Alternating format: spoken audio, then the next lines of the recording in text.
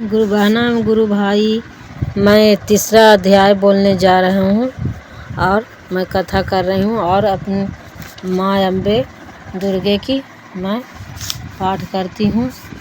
फिर आप लोग को भी चाहती हूँ कि आप लोग को भी सुना दें ताकि आप लोग भी सुनकर खुश हो जाएं।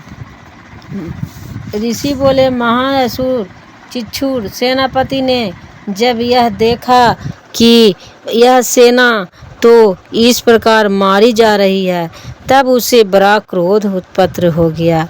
स्वयं ही अंबिका के साथ युद्ध करने चल पड़ा। युद्ध में जाकर उसने देवी जी पर बाणों की इस प्रकार वर्षा की जैसे मेघ सुमेरु पर्वत की चोटी पर जलधारा बरसा रहा हो। तब देवी ने उसके बाण समूह को खेल खेल में ही काट दिया। फिर बाणों द्वारा उसके सारथी और घोड़ों को मार डाला। फिर झटाझट उसका धनुष और ऊंची लहराती ध्वजा काट कर गिरा दी। जब उसका धनुष कट चुका तब अपने बाणों से उसके अंग बिंध डाले, जिससे सारथी एवं घोड़े मर चुके थे और धनुष भी कट चुका था। तब वह बिना रथ के पैदल ही तलवार ढाल लेकर देवी की ओर दौड़ा। तेज तलवार से सिंह पर प्रहार कर दिया। फिर देवी जी की बाम भुजा पर बड़े जोर से प्रहार किया। हे राजन, जो ही उसकी तलवार देवी की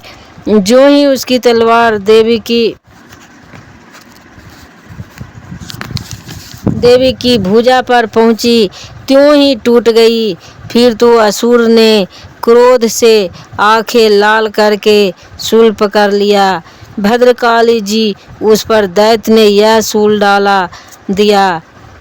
वह शूल इस प्रकार चमका जैसे कि आकाश में सूर्य मंडल गिर रहा हो।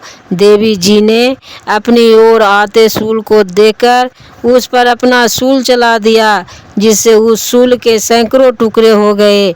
साथ में उससे चिच्छुर महादैत्य के प्राण भी निकल गए।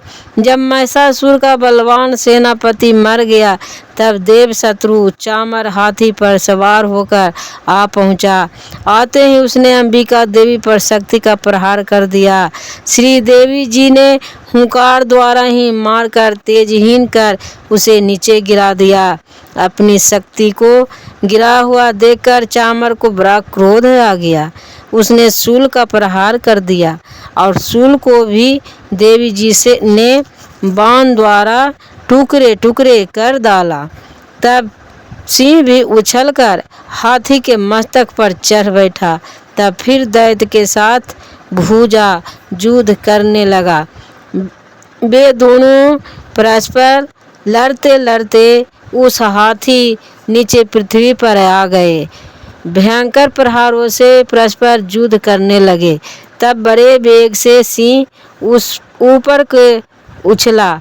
ऊपर आकाश से नीचे की ओर गिरते गिरते पंजी के प्रहार से दैत्य चामर का सिर धड़ से पृथक कर डाला।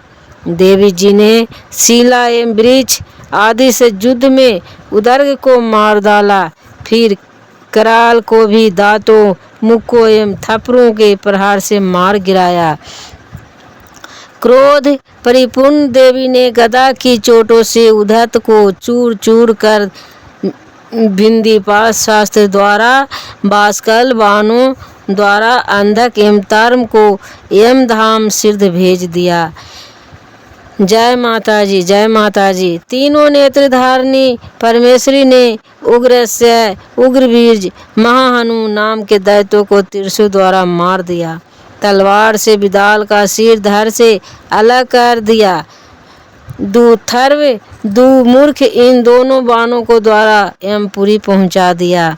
इस प्रकार अपनी सेना का नाश होता देखकर भैंसे का रूप बनाकर महिषासुर देवी के गणों को डराने लगा। कुछ एक गणों पर अपने थुथुनों से प्रहार किया, दूसरों पर खूरों से प्रहार करने लगा। किन्हीं को पूंछ से तोड़ा तो दूसरों को सिंघे से फाड़ा।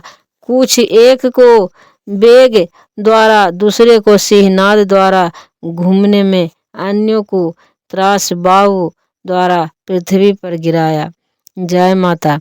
इस प्रकार देवी सेना को गिराकर वह महर्षि सिंह की ओर झपटा। जो ही सिंह को मारने लगा तो ही जगदम्मा को बड़ा क्रोध उत्पन्न हुआ। इधर महापराक्रमी महर्षि भी क्रोध से पृथ्वी तल को अपने खूरों से खोदने लगा।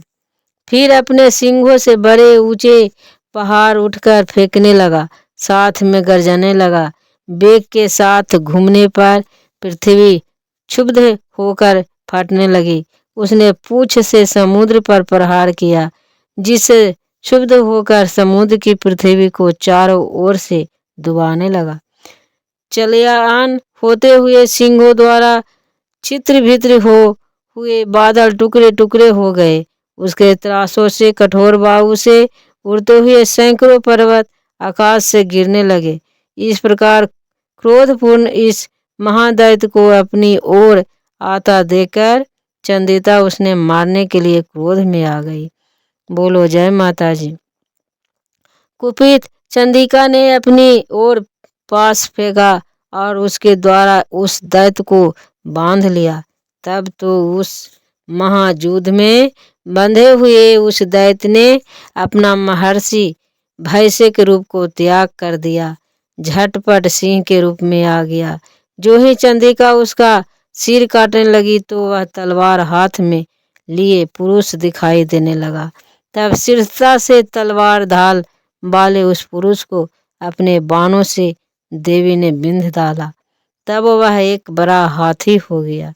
अपने सूर से उस महान सिंह को खींचा, फिर गरजने लगा। उसके खींचते समय अपनी खंडक के द्वारा देवी ने उसकी सूर को काट दिया। फिर वह महादैत्य भैंसे के रूप में आ गया। इसी प्रकार चराचर त्रिलोकों को सताने लगा। उस समय जगमाता चंडिका क्रोध में आकर फिर उत्तम मधुपान करने लगी और लाल लाल नेत्र करके हंसने लगी। बोलो जय माता जी। वह दैत्य भी बल पराक्रम में मंद में होकर गरजने लगा। अपने सिंगों से पहाड़ उठाकर देवी की ओर फेंकने लगा। देवी जी ने भी अपने बाणों के समूह से उसके फेंके हुए पर्वत को चूर चूर कर दिया। तब सुरापान के मंद के कारण लाल लाल मुख वाले चंडिका जी ने अपनी अस्त व्यस्त शब्दों में कहा, देवी जी बोली, रे मूर्ख, जब तक मैं मधुपान कर लूं तब तक तू क्षण भर के लिए गरज ले। मेरे द्वारा संग्राम भूमि में तेरा वध हो जाने पर तो सिद्ध देवता भी गरजने लगेंगे। ऋषि बोले।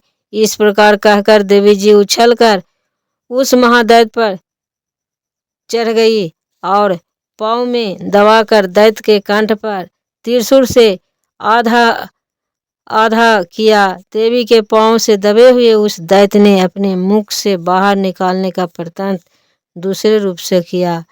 अभी आधा निकला था कि देवी जी ने अपने पराक्रम द्वारा वहीं रोक लिया। आधा निकलकर भी उस दैत्य ने युद्ध करना आरंभ किया। तब देवी जी ने अब तीखी तलवार से उसका सिर काटकर नीचे गिरा दिया। बोलो जय माता जी। दैत्य सेना हाहाकार करने लगी। तब उस सारी सेना का भी देवी जी ने नाश कर दिया। सभी देवता अत्यंत प्रसन्न हुए। दिव्य महर्षियों के साथ देवता लोग ने इस देवी की स्तुतियाँ की।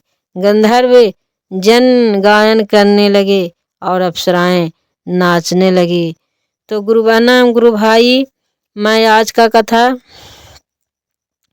विश्राम करती हूँ और मैं माता अंबिका की जय, माँ दुर्गे भवानी की जय, और भाई बहनों को भी मैं प्रणाम करती हूँ। मैं अगले दिन चौथा अध्याय सुनाऊंगी।